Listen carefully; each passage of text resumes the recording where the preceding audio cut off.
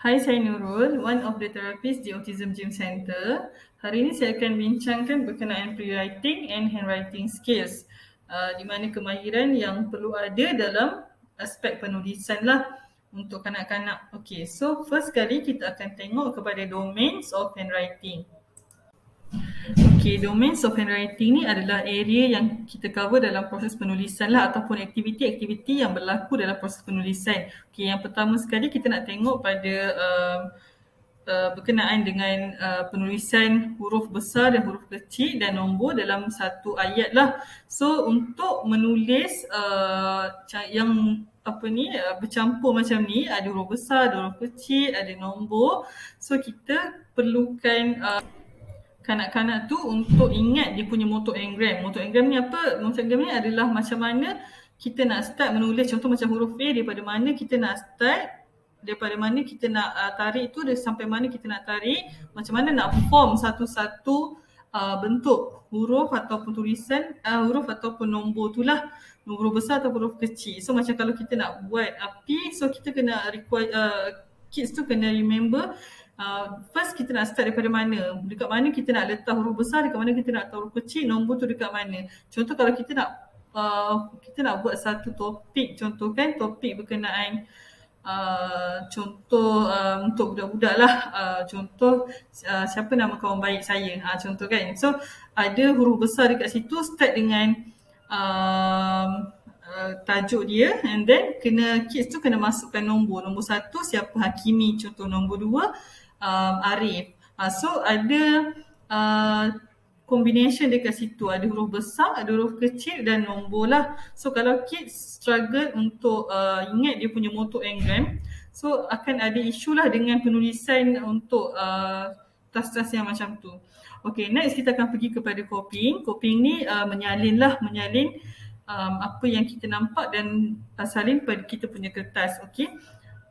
Next adalah near point copying and far point copying. Near point copying ni adalah kita menyalin dalam jarak yang dekat. Contoh macam kita nak tengok buku kat sebelah kan, buku kat sebelah kita salin tulisan, kita salin daripada buku ke kertas. So itu sebelah-sebelah, kita panggil near point copying lah.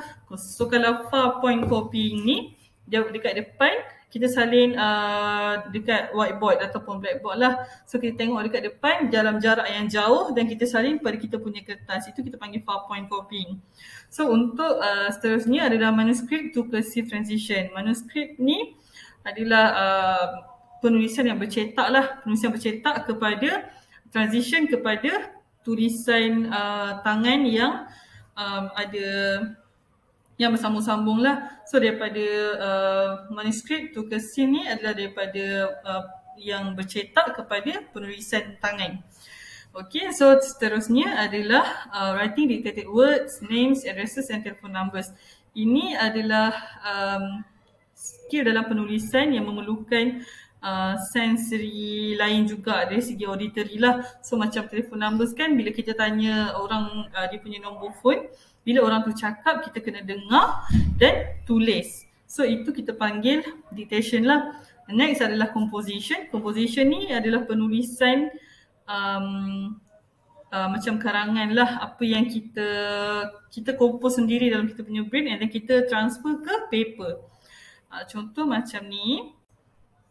Okay, yang my best friend ni kita panggil as composition lah.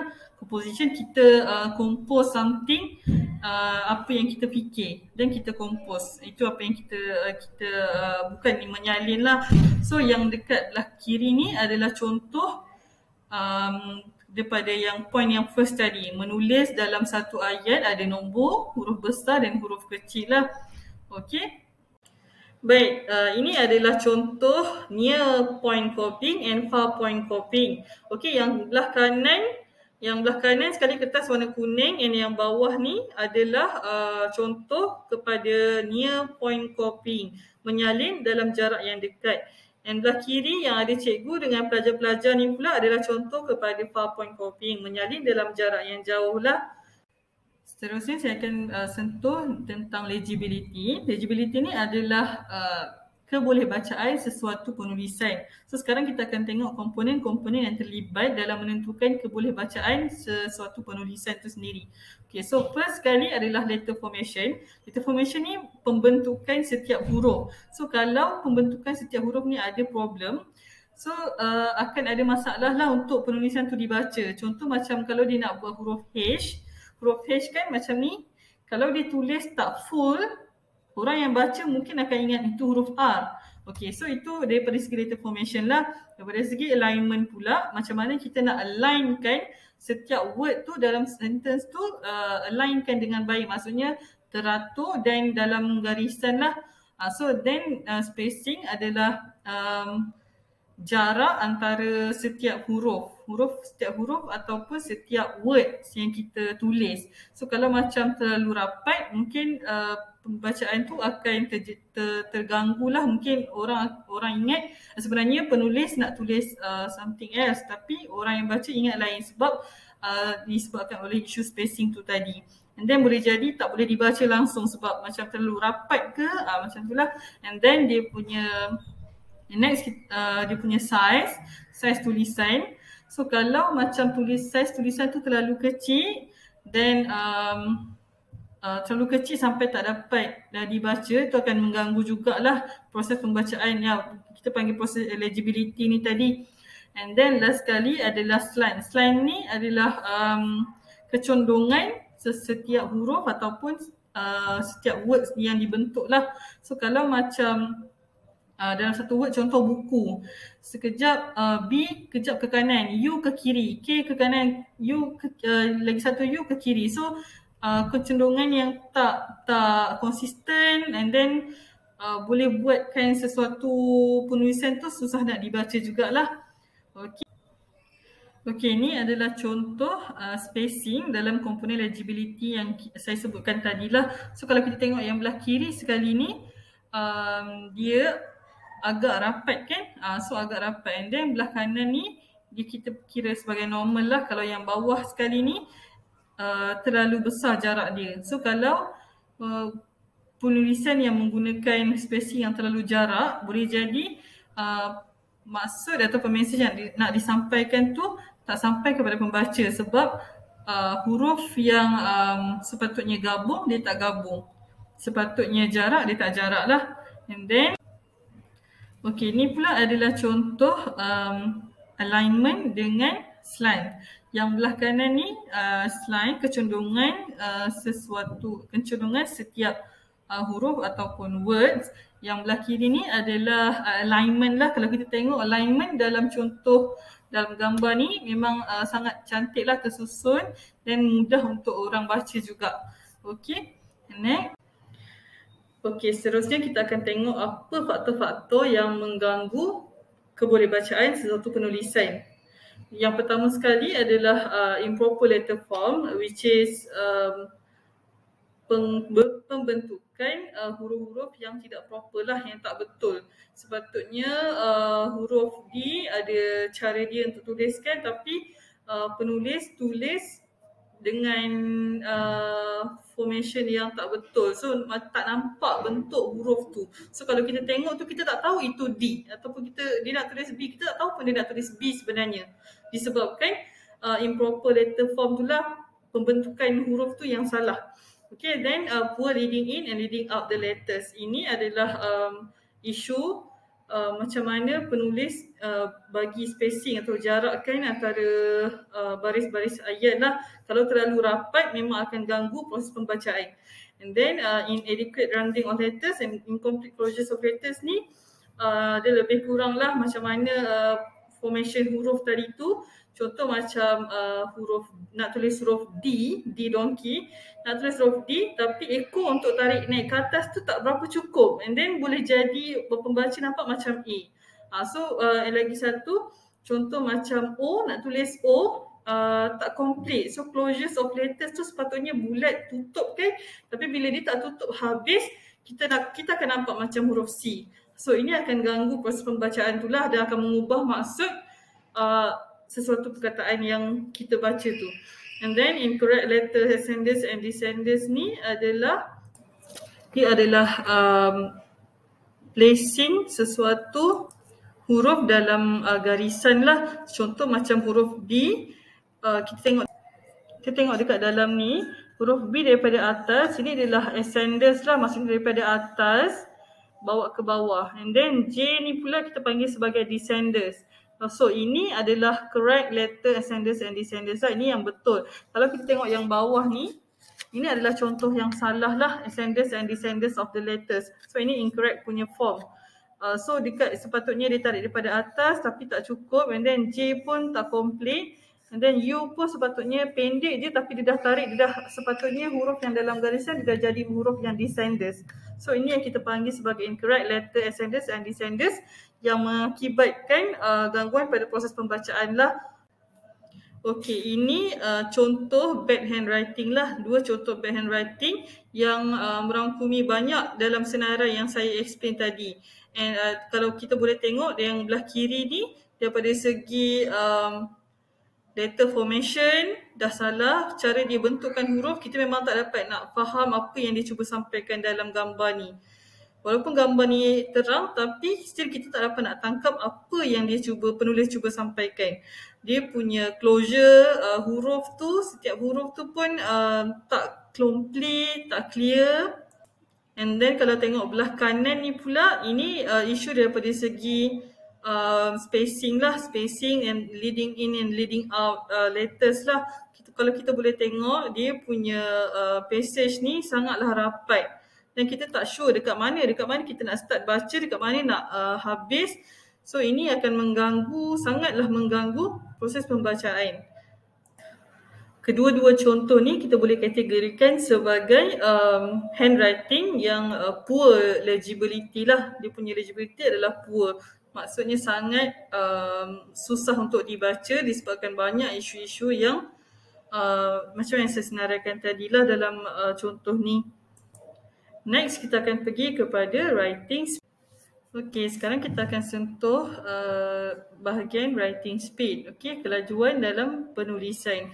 Okey, kita akan tengok apa yang mempengaruhi kelajuan dalam sesuatu penulisan tu.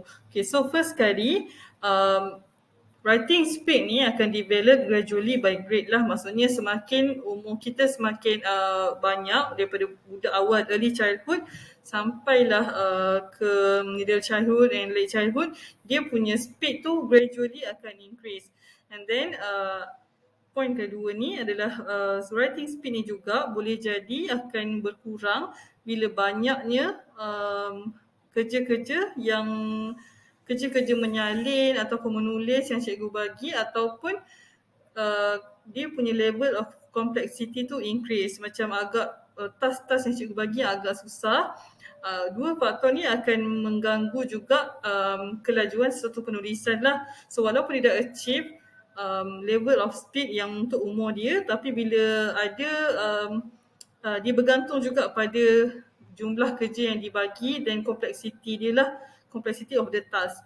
Okay, and then writing speed ni juga boleh dipengaruhi oleh expectation cikgu dan classroom standard. Apa yang dimaksudkan dengan teacher's expectation and classroom standard? Kalau kita ingatkan dulu masa sekolah, bila cikgu suruh salin dekat papan putih, ada time, ada limit kan. Maksudnya bila cikgu dah habis tulis, cikgu akan tunggu sekejap, then baru akan cikgu akan padam dan tulis balik kan. So bila cikgu nak padam tu, cikgu akan tanya semua kan. So kalau majority dah siap salin, cikgu akan terus padam. Walaupun ada lagi beberapa orang sebenarnya yang belum habis salin. So ini kita katakan sebagai teacher's expectation and classroom standard. So walaupun tak habis lagi, ada beberapa orang tu tak habis salin, teachers masih still akan continue bagi next task lah, disebabkan classroom standard tu tadi. Okay, sekarang kita nak tengok apa kesan-kesannya kalau seseorang kanak-kanak tu dia punya kelajuan menulis agak lambat berbanding dengan kawan-kawan dia yang lain, kawan-kawan sebaya yang lain. Okay, so kids yang ada isu dengan dia punya writing speed ni, akan ambil masa yang lebih lama untuk completekan written assignments lah, assignment yang kena tulis. Dia akan ambil masa yang lebih lama compare dengan kawan-kawan sebaya. So dia juga akan ada isu untuk taking notes dalam kelas. Macam cikgu dah tulis, cikgu dah move topik, dia tak settle lagi sardin disebabkan ada isu dengan dia punya writing speed ni tadi. And then bila ada isu dengan writing speed ni juga, boleh jadi train of ideas dia akan hilang atau berkurang. Contoh macam untuk composition kan, untuk compose something, so kalau dia menulis terlalu lambat, akan mengganggu juga dia punya train of ideas tu. Contoh dia dah ada banyak idea nak tulis apa, tapi bila dia tulis terlalu lambat dan dia terlalu fokus dengan apa yang dia tulis tu, so dia punya idea pun akan terjejas juga. Macam alamak tadi nak tulis apa sebab kan dia duk nak kejar menulis. Sebab kalau macam dalam exam kan ada timing kan, so nak kejar, dia struggle dengan dia punya writing speed, and then idea yang ada pun terjejas disebabkan dia nak fokus nak cepat menulis. Itu salah satu contoh lah. Diorang boleh lose their train of ideas for writing. And then last sekali, kids yang ada isu dengan writing speed ni, yang tulis lagi lambat daripada kawan-kawan sebaya ni, akan mudah untuk rasa frust dan give up lah. So ini antara kesan-kesan kids yang ada isu dengan writing speed. Okey, seterusnya kita akan tengok kepada ergonomic factors, faktor-faktor ergonomik yang mempengaruhi proses penulisan. First sekali adalah writing posture. Writing posture ni adalah posisi kedudukan kanak-kanak dalam kelas lah. Macam mana posisi dia ketika dia menulis. Masa dia menulis tu, tangan dia, kepala dia landing atas tangan ke, ataupun cara dia duduk tu slouching ke, slumping atas kerusi macam ni. Tak posturenya, maksud saya tak tegak. So ini akan mempengaruhi cara penulisan tu lah. Kedudukan kerusi dan meja pun kita kena tengok sama ada stabil atau tak. Meja terlalu tinggi ataupun meja terlalu rendah akan mempengaruhi juga proses penulisan ni. Next adalah upper extremity stability and mobility. Ini adalah kestabilan bahagian atas badan lah semasa proses menulis. So kalau kids ada isu dengan dia punya stability bahagian atas ni, dekat atas badan, daripada trunk, bahu, bawa ke siku, and then tangan untuk menulis ni, so memang akan ada isu untuk manipulate the writing instrument lah. Manipulate pencil tu, macam mana dia nak control the pressure, semua ni mempengaruhi lah. Bukan daripada atas sampai bahagian tangan je, ada bahagian separuh badan je, tapi kiri dan kanan juga main peranan. Sama ada tangan kanan yang menulis tu, tangan kiri stabilize paper, ataupun tangan kanan yang menulis, tangan kiri atas kerusi je macam ni, melepek. So ini semua benda ni mempengaruhi kebolehbacaan sesuatu penulisan tu jugalah. Next adalah pencil grip. So setiap pencil grip maturity akan develop across the age jugalah. So semakin meningkat umur dia, semakin matured dia punya pencil grip. So kalau kids ada isu dengan dia punya pencil grip, so memang akan mengganggu dia punya proses penulisan. Macam sepatutnya kita kena pegang pensel dalam posisi tripod lah. Tripod macam ni, 3 jari dekat sini untuk menulis. Tapi kalau kids ada isu untuk stabilize dia punya pegangan, ataupun ada isu dengan dia punya upper body stability tadi, so benda ni akan kacau juga dekat pencil grip dia. So kalau sama juga kalau fine muscle area sini tak kuat, so akan mengganggu juga dia punya pencil grip skill lah. Next adalah sitting posture. Sitting posture ni macam mana kita duduk untuk menulis. So kalau tak duduk dengan cara yang betul, maksudnya slouching atau slumping macam saya cakap tadi, dia lebih kurang juga dengan writing posture tu lah. So memang akan mengganggu proses penulisan. So mungkin akan cepat letih, macam malas nak tulis. Sebab apa? Sebab sitting posture tadi tak betul. Dalam next slide ni saya akan tunjuk contoh-contoh sitting posture yang betul dan salah lah. Okey, kalau kita tengok yang belah kiri ni, kedua-dua gambar ni menunjukkan posisi sitting posture yang betul. Kaki jejak atas lantai, jarak meja dengan kerusi betul. Cara kanak-kanak ni duduk pun kita boleh tengok straight lah. And then belah kanan ni, yang kids yang kanan sekali ni, kalau kita tengok sitting posture dia daripada trunk control dia sampai dekat kaki tak jejak, and then kerusi terlalu tinggi, jarak kerusi dengan meja agak dekat, so memang agak jauh, jadi itu akan mengganggu sitting posture dan writing posture lah. Ini berkaitan juga dengan upper extremity stability tadi. So bila dia tak stable, sitting posture pun tak betul, akan ganggu proses penulisan dan mengakibatkan kids kadang-kadang cepat letih bila menulis dan rasa malas nak continue menulis lah. Gambar yang bawah ni adalah matured tripod grasp. Ini pencil grip yang matured untuk kanak-kanak yang berumur 4 ke 7 tahun macam tu lah. Tapi biasanya yang paling matured biasa kanak-kanak yang berumur 7 tahun lah, sebab dia punya strength dah cukup dekat dia punya fine muscle and dia punya upper stability lah. Dengan pencil grip yang betul, sitting posture yang betul, stability of upper extremity and mobility yang baik, proses penulisan ni akan berjalan dengan lancar lah. Kadang-kadang akan mudah untuk menulis dan boleh menulis dengan dalam tempoh yang lama. Dia orang tak akan cepat letih ataupun cepat rasa give up untuk menulis. Okey, akhir sekali kita akan tengok apa faktor-faktor yang menghalang seseorang kanak-kanak tu perform dalam penulisan, ataupun apa benda yang menghalang dia punya prestasi untuk menulis lah, yang menyebabkan dia ada isu untuk menulis. Okay, so first sekali kita akan tengok kepada chart performance skills. Chart performance skills ni adalah skills yang diperlukan untuk menulis lah. So apa skills yang diperlukan untuk menulis? Macam mana pegang pensel, macam mana nak coordinate fine motor skills dia daripada dia punya eye hand coordination, in hand manipulation, macam mana dia nak manipulate dia punya tangan, dia punya jari untuk menulis.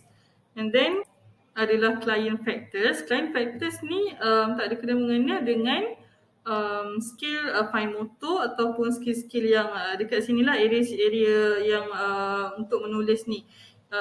Client factors ni faktor-faktor kanak-kanak, faktor-faktor luar kanak-kanak sendiri. Contoh macam dia ada isu dengan attention, short attention span, impulsiveness. Contoh macam kalau dia punya attention span sangat rendah, so benda ni akan mengganggu juga dia punya performance skill dalam penulisan.